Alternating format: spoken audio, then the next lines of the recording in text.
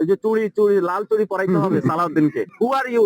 তোমরা তোমাদের দেশকে সামলাও, নিজের দেশ সামলাও, বাংলাদেশের দিকে চোখ তুলে তাকাবার দুঃসাহস করো না।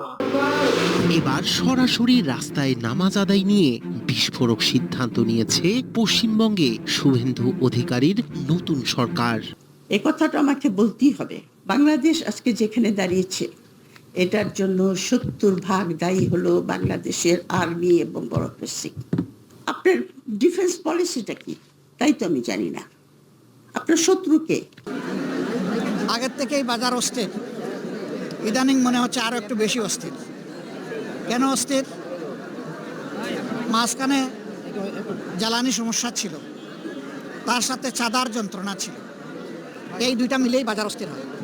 এটাও আমরা জানি যে কাটে কাটে সিন্ডিকেট, এটাও আমরা জানি এই যে একটা বিশাল আড়ত মার্কেট আছে, এখানে যে দোকানগুলো আছে দোকানগুলো স্বস্তিদায়কভাবে যারা ব্যবসা করে তারা পায় না। এখানেও দখলদারিত্ব আছে, এখানেও নীরব চাঁদাবাজি আছে, কিন্তু মুখ ফুটে কেউ কথা বলতে চায় না। যদি আমার একটা লোক মারা যায় তাহলে আমি 2টা ভারতীয় সেনা মারতে চাই। আবার বোঝেন, ভারতে একটা সিভিলিয়ান যদি আমার মারে তাহলে তুমি 2টা তাদের কাকে মেরে দিবা? তাদের যে বর্ডারের গার্ড আছে বিএসএফ, 2টা বিএসএফ এর লাশ চাই। যখন আমাদের স্বরাষ্ট্রমন্ত্রী বলে যে একটা রাজ্যের প্রধান বলেছে সরকার তো বলেনি, তখন আমাদের জন্য এটা লজ্জার বিষয়।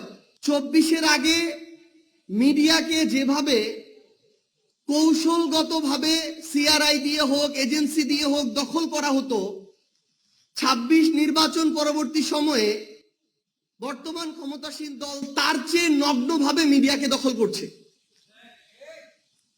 আগে head of news, head of multimedia, CEO তাদের মতো করে চললে হতো, তাদের কথা শুনলে হতো। আর এখনকার শর্ত হচ্ছে হাউসের সিইও থেকে শুরু করে head of news, head of multimedia প্রত্যেককে বিএনপির দলীয় হইতে হবে। এখনকার শর্ত হচ্ছে এই দলীয় হওয়ার পরও মন শান্তি হয় না, এবার ওই মিডিয়া হাউসের শেয়ার আমার এই নেতাকে দিতে হবে, তারপর শান্তি। তো আমরা এই তারা ভিতরে যে নতুন করে নীল নকশা করার চেষ্টা করছে, আমরা বরং এই নকশাটাকে খুব ওপেন মনে হয় আমাদের কাছে। তাদের অপরিণত আচরণের কারণে, অসহনশীলতার কারণে এবং অতিরিক্ত ক্ষুধার কারণে আমরা দেখি বিগত 16 বছরে এই বাংলাদেশে এই যে হত্যাকাণ্ডগুলোর কথা আমরা বলছি, এগুলোর প্রেসক্রিপশন করা থেকে শুরু করে বাস্তবায়ন করা প্রত্যেকটা জায়গায় পার্শ্ববর্তী দেশ তাদের এজেন্সির সক্রিয় প্রত্যক্ষ পরোক্ষ অংশগ্রহণ ছিল। আমরা দেখেছি তাদের হাতে তাদের পরিকল্পনা অনুযায়ী দেশ চালানো হয়েছে, তাদেরকে ক্যাপাসিটি চার্জ দিয়ে ক্ষমতায় টিকে থাকা হয়েছে। কিন্তু আমরা এখন একইভাবে দেখছি আমার বাংলাদেশের সীমান্তে একদিনে একটা জায়গায় 2 জনকে গুলি করে হত্যা করা হয়, আমার দেশের পররাষ্ট্র মন্ত্রণালয়ের সরকার প্রধানের কোন স্টেটমেন্ট তাদের কাছে পর্যন্ত পৌঁছায় না। এই যে চুরি চুরি লাল চুরি পরাইতে হবে সালাউদ্দিনকে। হু আর ইউ যে আপনি আমাকে বলার জন্য যে আমি কয়জন সহকারে যাব? আমরা এসেছি একজন কলেজ ছাত্রকে রাতের বেলা ভারতীয় খুনি বাহিনী ধরে নিয়ে হত্যা করেছে, এবং সেখানে আমরা ঘটনাস্থলে এসে যেটা বর্ণনা পেয়েছি, চোরা কারবারি যারা করে তারা তাদের একটা রুট বন্ধ করে দেওয়া হয়েছিল, তো তারা অন্য রুট চেক করার জন্য তাকে নিয়ে গিয়েছিল, এবং সেখানে হলো এই নিরাপদ লোকটা তাদের কারণে হত্যাকাণ্ডের শিকার হয়েছে। আমরা এই বক্তব্যে সীমান্তে যে হত্যাগুলো হয়েছে এখানে যারা বিভিন্ন ব্যবসার সাথে জড়িত আছে, চোরা কারবারি মাদকের সাথে, তাদেরকে আইনের আওতা নিয়ে আসার জন্য। এবং বর্তমান পরিস্থিতিতে আমরা যেটা দেখছি, স্বরাষ্ট্রমন্ত্রী এবং পররাষ্ট্রমন্ত্রী ওই দুজনে হলো ওনাদেরকে চুরি করিয়ে রাখা দরকার। ওনারা কোনো স্টেটমেন্ট নাই, কোনো বক্তব্য নাই, ওনাদের কোনো উদ্যোগ নেই। এই জন্য সরকার নাগরিকদের নিরাপত্তা দিতে পুরোপুরি ব্যর্থ হচ্ছে।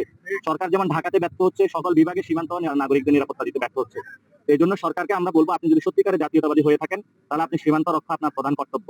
আর যদি আপনি সীমান্ত রক্ষা করতে না পারেন তাহলে আপনি একটা ভুয়া জাতীয়তাবাদী। এই জন্য যারা ভুয়া জাতীয়তাবাদী আছে তাদের হাতে দেশ নিরাপদ নয়। আমাদের যারা সন্তান রয়েছে, যাদেরকে আজকে খুন করা হয়েছে, ওনার বাবা রয়েছে, এবং ওনার বাবার থেকে আপনারা বক্তব্য শুনবেন, উনি বলবেন যে ওনার সন্তানকে কিভাবে। নিয়ে তোমাদের দেশে অনেক সমালোচনা, অনেক বিতর্ক এবং অনেক সন্দেহ সংশয় রয়েছে। তোমরা তোমাদের দেশকে সামলাও, নিজের দেশ সামলাও, বাংলাদেশের দিকে চোখ তুলে তাকাবার দুঃসাহস করো না, পরিণাম ভালো হবে না। শুভেন্দু অধিকারীকে বলতে চাই, এই বাংলাদেশ তোমার রামরাজত্ব নয়, এই বাংলাদেশ শাহজালালের বাংলাদেশ। এদেশের প্রতি ইঞ্চি মাটি আমার জায়নামাজের মাটি। মুখ সামলে কথা বলবে, কিন্তু ভিনদেশী, বাংলাদেশ বিরোধী, বাংলাদেশের স্বাধীনতা বিরোধী, বাংলাদেশের স্বকীয়তা বিরোধী একটি ভিনদেশী মহলের ছত্রছায়ায় আমাদের অর্জিত বিজয়কে ছিনতাই করা হয়েছে। তারা ওই অপশক্তি, যারা আজকে সীমান্তের অপর প্রান্ত থেকে ঘোষণা দেয় 24-এর বিপ্লবের মাধ্যমে বিতাড়িত খুনি শেখ হাসিনাকে এখনো পর্যন্ত তারা প্রধানমন্ত্রী বলে বিশ্বাস করে, তারা সেই প্রধানমন্ত্রী কুখ্যাত খুনি বিতাড়িত শেখ হাসিনাকে আবার বাংলাদেশে ফেরত পাঠাবার দিবাস্বপ্ন দেখছে। শুভেন্দু অধিকারীকে বলতে চাই, এই বাংলাদেশ তোমার রামরাজত্ব নয়, এই বাংলাদেশ শাহজালালের বাংলাদেশ। এবার সরাসরি রাস্তায় নামাজ আদায় নিয়ে বিস্ফোরক সিদ্ধান্ত নিয়েছে পশ্চিমবঙ্গে শুভেন্দু অধিকারীর নতুন সরকার। পশ্চিমবঙ্গের মসনদে বিজেপি সরকার বসতেই নতুন নিয়ম আসতে শুরু করেছে শুভেন্দু অধিকারীর স্পষ্ট বার্তা। রাস্তা দখল করে নামাজ আর নয়। এমনকি কলকাতার ঐতিহ্যবাহী রেড রোডের ঈদের জামাত নিয়েও তৈরি হয়েছে তীব্র বিতর্ক। মুসলিমদের ধর্মীয় স্বাধীনতায় হস্তক্ষেপের অভিযোগ তুলেছে বিরোধীরা। প্রশ্ন উঠেছে, উত্তরপ্রদেশের পথেই কি হাঁটছে পশ্চিমবঙ্গ? একের পর এক কড়াকড়ি গরু পাচার বিরোধী অভিযানের নামে হয়রানি আর ধর্মীয় ইস্যু ঘিরে উত্তপ্ত রাজনীতি। তাহলে গোয়েন্দা বিভাগের লোক আছে, কিন্তু তার সত্ত্বেও এ কথাটা আমাকে বলতেই হবে, বাংলাদেশ আজকে যেখানে দাঁড়িয়েছে এটার জন্য 70% দায়ী হলো বাংলাদেশের আর্মি এবং ব্যুরোক্রেসি।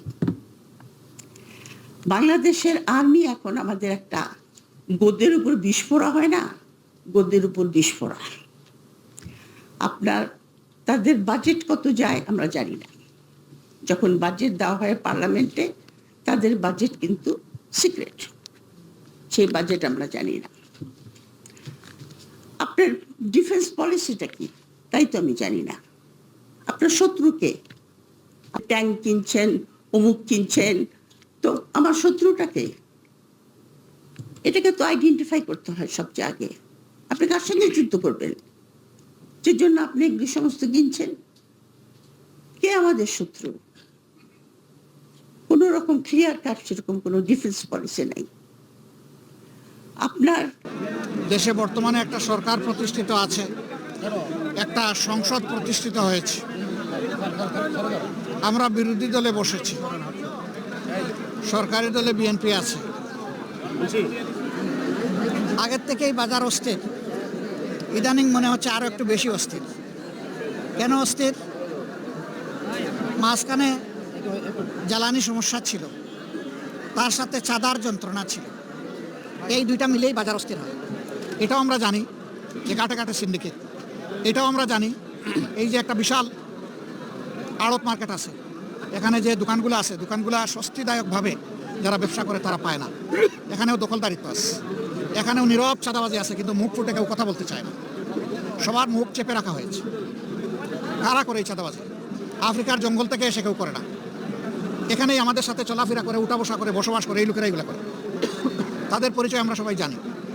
বিগত সংসদের শেষ অধিবেশনে, বিগত অধিবেশনের শেষ দিবসে আপনারা শুনেছেন, আমি পরিষ্কার বলেছি যে সংসদের 300 জন সদস্য যদি সিদ্ধান্ত নেয় যে বাংলাদেশে চাঁদাবাজি হবে না, তাহলে কেউ করার সাহস পাবে না। কিন্তু এরাই যদি আশ্রয় প্রশ্রয় দেয়, তাহলে চাঁদাবাজি বন্ধ করা অসম্ভব। আমরা চাই চাঁদাবাজিটা বন্ধ হোক। আপনারা চান কিনা সবাই? কারণ সাংবাদিক হই, ব্যবসায়ী হই, ভোক্তা হই, সাধারণ নাগরিক হই, আমাদেরকে তো বাজারে আসতে হয় পণ্য কেনার জন্য। আমি না হয় একটা পণ্যের ব্যবসা করি, কিন্তু আরও 100টা পণ্য যে আমার কিনা লাগে, ওখানে গিয়ে তো আমাকে বিড়ম্বনার শিকার হতে হয়। মানুষের না বিশ্বাস, বিশেষ করে স্বল্প আয়ের মানুষ যারা, তাদের অবস্থা এখন বেঁচে থাকাই তাদের জন্য কঠিন হয়ে গেছে। যদি আমার একটা লোক মারা যায়, তাহলে আমি 2টা ভারতীয় সেনা মারতে চাই। আবার বোঝেন, ভারতে একটা সিভিলিয়ান যদি আমার মারে, তাহলে তুমি 2টা তাদের কাকে মেরে দিবা? তাদের যে বর্ডারের গার্ড আছে বিএসএফ, 2টা বিএসএফ এর লাশ চাই। এই কারণে কিন্তু তখন দেখেন, ভারত যত চেষ্টাই করুক আমার পাহাড় দখল নিতে পারেনি। আজকে সরকারকে এই জায়গায় যেতে হবে, আজকে সরকারকে এই জায়গায় যেতে হবে, এবং এই জায়গাতে যাতে না যেতে পারে সেজন্য কিন্তু বিডিআর হত্যাকাণ্ড ইন্ডিয়া এসে করাই দিয়ে গেল। কারণ তখন আমার বিডিআর এরকম ছিল যে আমার সাধারণ পাবলিকের দিকে একটা গুলি করলে বিএসএফ এর একটা পোস্ট উড়াই দিতে পারে। রৌমারির ঘটনা আজ পর্যন্ত ইন্ডিয়া ভুলতে পারেনি। সো আমার যে সেনাবাহিনী, আমার সেনাবাহিনীর মনোবল আছে, আমার সেনাবাহিনীর আত্মবিশ্বাস আছে, তার চেয়েও বড় কথা আমার সেনাবাহিনী শহীদি তামান্না পোষণ করে। মুসলমান মৃত্যুকে ভয় পায় না, মুসলমান মৃত্যুকে ভয় পায় না। আমাদের তো মরতে হবে রে ভাই, তো মরবই, সেটা কাঁটা তারের বেড়ায় কেন? আর একজনকে নিয়ে মরি না কেন? আর একজনকে নিয়ে মরি না কেন? আমার যে ভাইরা আছেন, যারা আমার প্রাণ প্রিয় সেনাবাহিনী এবং যে বিজিবি সেটাকে অবশ্যই বিডিআর করা উচিত ইমিডিয়েটলি, সেটাকে বিডিআর করা উচিত ইমিডিয়েটলি। মাননীয় স্বরাষ্ট্রমন্ত্রী পুলিশের পোশাক নিয়ে চিন্তিত, কিন্তু আমার বিজিবি এটা চেঞ্জ করে ঠিক আগের মতো দক্ষতা আনয়ন করা, আমার ভাইদের হাতে, এই সৈন্যদের হাতে অত্যাধুনিক অস্ত্র দেওয়া, এটা আগে করতে হবে। বন্ধুত্বের পরিচয় কাঁটাতারে বেড়া হতে পারে না বলেছে নাহিদ ইসলাম। সীমান্তে কাঁটাতার দিয়ে এবং আমাদের দেশের জনগণকে হত্যা করে কেউ যদি বন্ধুত্বের কথা বলে বা তার সাথে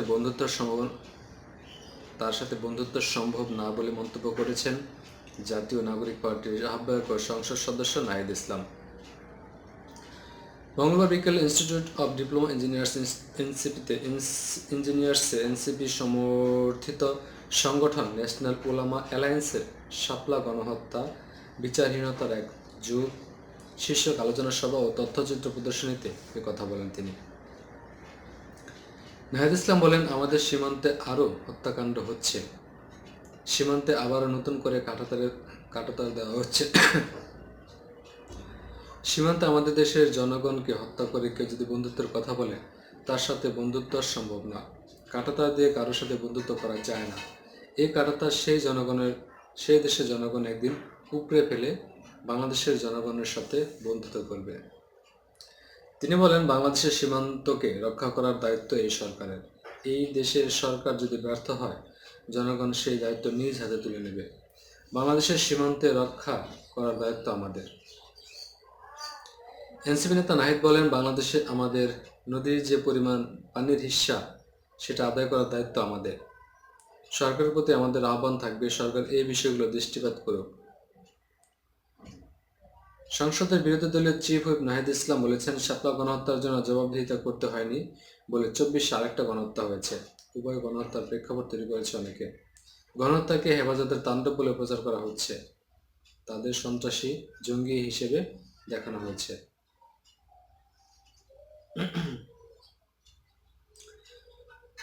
নতুন দিগন্ত উন্মোচিত হবে শুভেন্দুকে শুভেচ্ছা জানিয়েছে জিএম কাদের।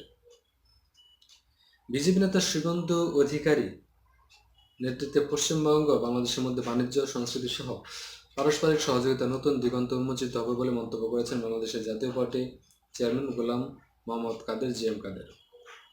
সোমবার ভারতের পশ্চিমবঙ্গের মুখ্যমন্ত্রী হিসেবে দায়িত্ব করা বিজেপি নেতা শুভেন্দু অধিকারীকে ঢাকার ভারতীয় হাইকমিশনের মাধ্যমে পাঠানো শুভেচ্ছা বার্তায় তিনি এই মন্তব্য করেন। মঙ্গলবার জাপা চেয়ারম্যানের প্রেস সেক্রেটারি শীর্ষ দীপ্ত সূর্যের পাঠানো এক সংবাদ বিজ্ঞপ্তিতে এই তথ্য জানানো হয়েছে। শুভেচ্ছা বার্তায় জিএম কাদের বলেন, শুভেন্দু অধিকারীর ঐতিহাসিক নির্বাচনী বিজয় ও পশ্চিমবঙ্গের মুখ্যমন্ত্রী হিসেবে তার দায়িত্ব গ্রহণ একটি গুরুত্বপূর্ণ মাইলফলক। এই সাফল্য শুধু বিজেপির জন্য নয়, পশ্চিমবঙ্গের গণতান্ত্রিক অভিযাত্রার জন্য তাৎপর্যপূর্ণ। রাজনৈতিক সংগ্রামের মাধ্যমে শুভেন্দু জনগণের আস্থা অর্জন করেছেন উল্লেখ করে জাপা চেয়ারম্যান বলেন, শুভেন্দু অধিকারী এমন একটি রাজনৈতিক ও জনসেবামূলক ঐতিহ্যের ধারক যা খুব কম রাজনৈতিক নেতার ক্ষেত্রে দেখা যায়। জিএম কাদের উল্লেখ করেন, শুভেন্দু অধিকারী বাবা শিশির কুমার অধিকারী ভারতের কেন্দ্রীয় মন্ত্রী এবং দীর্ঘদিনের সংসদ সদস্য হিসেবে পশ্চিমবঙ্গের পূর্ব মেদিনীপুরের মানুষের জন্য জীবনব্যাপী কাজ করেছেন। কাথি পৌরসভা থেকে জাতীয় সংসদ পর্যন্ত বিস্তৃত সেই পারিবারিক জনসেবার ঐতিহ্যে শুভেন্দু অধিকারী নেতৃত্বে গঠনে গুরুত্বপূর্ণ ভূমিকা রেখেছে। জাপা চেয়ারম্যান বলেন, নন্দীগ্রাম আন্দোলন থেকে শুরু করে বিধানসভার ধারাবাহিক দায়িত্ব পালন এবং সংসদ সদস্য হিসেবে দীর্ঘ রাজনৈতিক পথ চলা শুভেন্দু অধিকারী একদিকে যেমন দৃঢ়তার পরিচয় দিয়েছেন, তেমনি তৃণমূল পর্যায়ে মানুষের সঙ্গে গভীর সম্পর্ক গড়ে তুলেছেন। বাংলাদেশের সঙ্গে পশ্চিমবঙ্গের দীর্ঘ স্থল সীমান্তে থাকার কথা উল্লেখ করে জিএম কাদের বলেন, তিনি বলেন, দুই বাংলাদেশের মানুষের শতাব্দী ব্যাপী সাংস্কৃতিক, ভাষাগত, মানবিক সম্পর্ক বিদ্যমান। শুভেন্দু অধিকারীর নেতৃত্বে পশ্চিমবঙ্গ ও বাংলাদেশের মধ্যে বাণিজ্য, সংস্কৃতি ও পারস্পরিক সহযোগিতার নতুন দিগন্ত উন্মোচিত হবে।